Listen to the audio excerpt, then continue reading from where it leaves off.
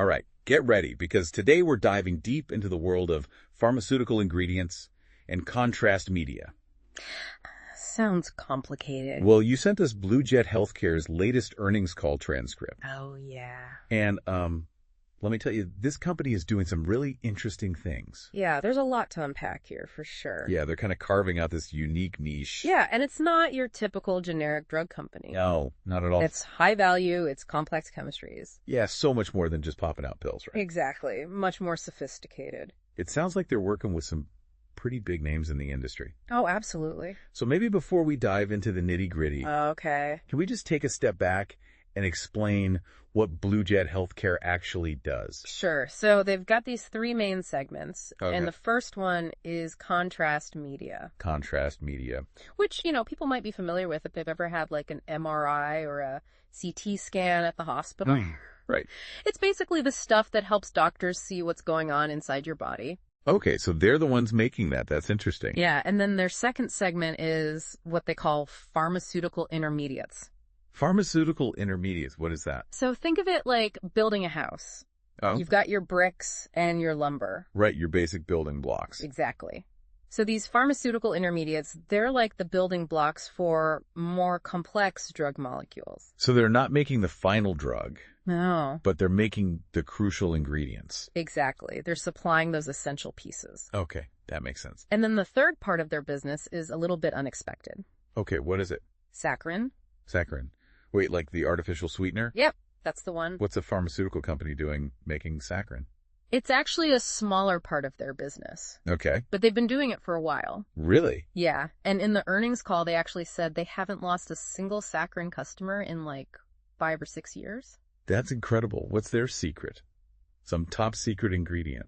Haha, maybe. But I think it probably comes down to their focus on quality. Yeah. And just building really strong relationships with their customers. Okay, so we've got a company that's making stuff for doctors to use in imaging, providing building blocks for other drug companies, Right. and dominating the saccharin market. It's a diverse portfolio for sure. That's quite a mix.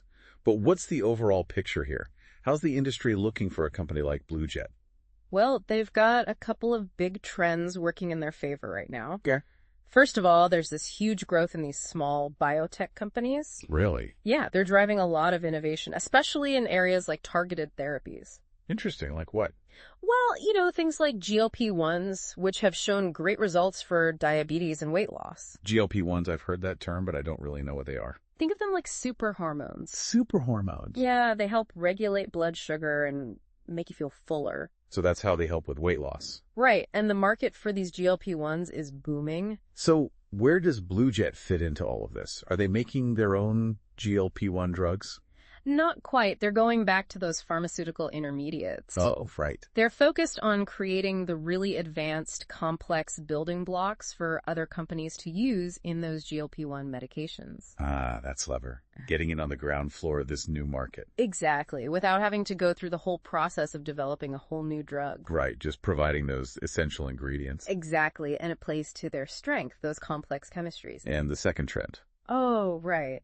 Well, there's also a shift in the legislative environment, Oh, okay. particularly in the U.S. What's happening? Well, the Biosecure Act and the Inflation Reduction Act are encouraging pharmaceutical companies to move their manufacturing away from China. Okay, I see. So BlueJet could benefit from companies wanting to bring their manufacturing back to like the U.S. or Europe. Exactly. They've already hired a senior person in Europe to help with that. So they're ready to capitalize on this shift. It seems like it. Wow. Okay, so we've got this company.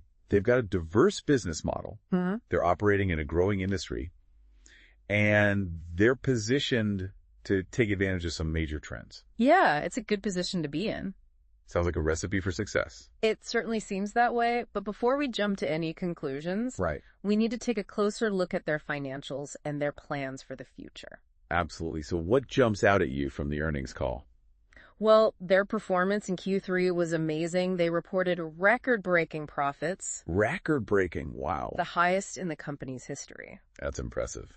It seems like their strategy of focusing on these high-value products is really paying off. So they're not just churning out generic drugs. They're really solving problems for their partners. Exactly. And that specialization allows them to charge a premium. Okay, so they're making money, but is it sustainable? That's the big question, right? And there are some good signs pointing to continued success. Like what? Well, remember those capacity expansions we were talking about? Yeah, the ones in Unit 2. Exactly. Well, those investments are starting to pay off now. So they're increasing production to meet demand. Exactly. And they're also launching some new contrast media products, right? That's right. They're expecting those new products to really boost revenue in that segment. Okay. It makes sense if they can get a bigger share of that market. It could be huge for them. So they're investing in capacity and new products, but are they investing in their future as well? Yes, actually, they've allocated INR 40 crores for research and development. Wow, that's a lot of money. Where are they planning to focus that? It seems like they have a three-pronged approach. Okay, let's hear it. First, they're doubling down on those advanced intermediates. Right, the building blocks. Exactly. So they're getting even deeper into that high-demand area, especially with the GLP-1s becoming so popular. Smart move. Second, they want to expand their contrast media portfolio.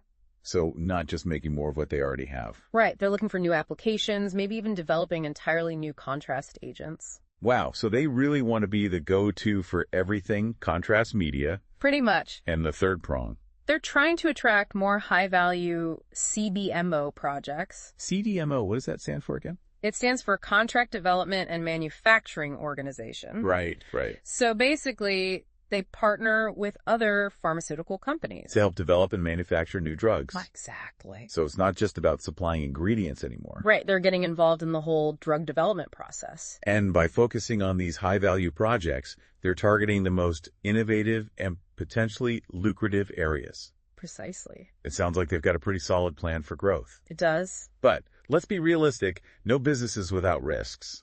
What are some potential challenges for BlueJet? Well, for one thing, there are always unforeseen challenges. Yeah, that's true. They did mention some supply issues they had earlier this year. Oh, right, with their flagship contrast media product. Yeah, it caused a bit of a disruption in the market. It did, yeah. They say they've partially resolved the issue, but it might not be completely gone. Right. Supply chain disruptions are a reality these days. They are, and they can really impact a company's bottom line. Exactly. What other risks should we keep an eye on? Well, they mentioned the possibility of price erosion down the line, particularly in the pharmaceutical intermediates segment. Yeah, I guess that makes sense. Competition is fierce in the pharmaceutical world. It is. So even if they have a great product, someone could come along with something cheaper or better. That's always a possibility, and their patents will eventually expire. Right, opening the door for generics. Yeah, it's a constant race to stay ahead. And we also have to consider the bigger economic picture. Right. Inflation, interest rates, geopolitics. All of those factors can create challenges. For any business, really. Yeah, even one as well-positioned as BlueJet. So it's not all smooth sailing. Even with record profits and these ambitious plans, there are still some hurdles to overcome. But it sounds like BlueJet is aware of these risks and is taking steps to mitigate them. I think that's a fair assessment. They're diversifying their products, investing in R&D, and staying flexible. Okay, so we've covered a lot of ground. We have. We've looked at their business model, the industry outlook, their performance, and the risks they face. Right. But what does all this mean for our listeners? Why should they care? Well, I think one of the key takeaways here is the importance of specialization. Okay. BlueJet has really honed in on these complex chemistries and built a reputation for being the experts in their niche. That's a good point. That kind of focus can be a real differentiator, even in a huge industry like pharmaceuticals. So it's not about being everything to everyone. Right. It's about finding that one thing you do really well and owning it. Exactly. And it's not just about what you do, but how you do it. Okay. Remember their backward integration strategy. Right, where they control more of their supply chain. Yeah, it might seem like a small thing, but it gives them a big advantage. Especially in today's world where supply chains are so unpredictable. Absolutely. That control over quality and cost is really important. It makes you think about how to build more resilience into your own life and work. For sure. And speaking of resilience, another takeaway is the importance of continuous innovation. Yes. BlueJet isn't just sitting back and enjoying their success. They're investing in R&D to stay ahead of the curve. It's like that adapt or die mentality. Right. The world is changing so fast.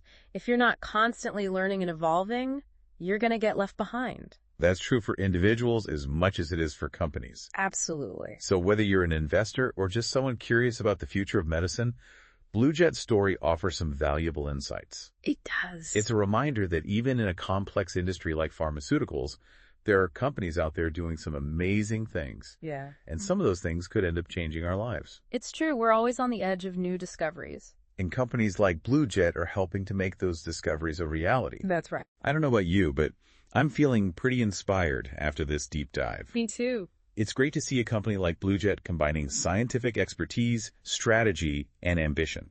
Yeah, it's a good reminder that there's still room for innovation and growth. Definitely. Well, thanks to our listeners for joining us. Thanks for listening, everyone. If you have a company you'd like us to explore, send it our way. We love getting recommendations. Until next time, keep learning, keep questioning, and keep diving deep. See you next time. Well, first off, their Q3 performance was amazing. Yeah, you mentioned record-breaking profits. Yeah, the highest in the company's history. Pretty impressive. It really seems like the strategy of focusing on these high-value products is working for them. Yeah, they're not just churning out generic drugs. They're solving these complex problems for their partners. Exactly, and that specialization, that expertise, commands a premium. Makes sense, but is it sustainable? That's the million-dollar question. Right. But there are a lot of signs pointing to continued success. Okay, like what? Well, remember those capacity expansions we talked about? Yeah. Specifically the ones in Unit 2. Right. Well, those investments are starting to pay off. Okay, so they're ramping up production. Exactly. They're meeting that growing demand. And they've got those new contrast media products coming out soon, too. Yeah, they're expecting those to lead to a big jump in revenue for that segment. It makes sense if they can grab a bigger piece of that market. It could have a huge impact on their bottom line. For sure. But it's not all about the now. Right. They're making all these investments, but are they investing in the future, too? They are. They've set aside a significant amount, INR 40 crores, for research and development. 40 cores. That's a lot of money. Yeah, it's a clear sign that they're not content just sitting still. So where are they planning to focus all those R&D efforts?